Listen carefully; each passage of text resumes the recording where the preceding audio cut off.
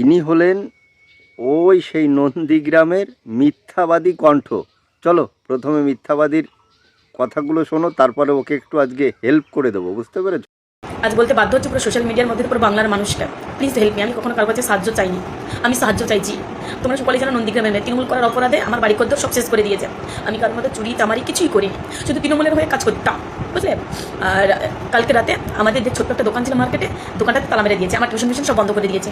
ইতিমধ্যে ওরা যাচ্ছে আমার বাড়িতে তালা দেবে বলে। প্রতিটা কন্টেন্টে মিথ্যা কথা থাকবেই থাকবে, কারণ ওদের হিসাবটা হচ্ছে ওই উপর থেকে হয় তো, ওই 13 আর 4 21 এরকম কিছু হিসাব হয়। তারপরে 10ই মেরে 10ই মার্চ বানিয়ে দেয়, সেগুলো ছেড়ে দাও। কিন্তু ও কি বলল, ওর বাড়ি ঘর ভাঙচুর করে গুড়িয়ে দিয়েছে। তারপরে কি বলল, কালকে রাত্রেও খবর পেয়েছে ওর বাড়িতে তালা দিতে আসছে। ওর বাড়ি ঘর যদি ভেঙে চুরে গুড়িয়ে দেয়, তাহলে তালাটা দেবে কি করে? আমার প্রশ্নটা এই জায়গায়। তার মানে ও মিথ্যা কথা বলছে। ঠিক বললাম তো নাকি? তোমাদের কি মনে হয়? একটু কমেন্টস করে জানাও।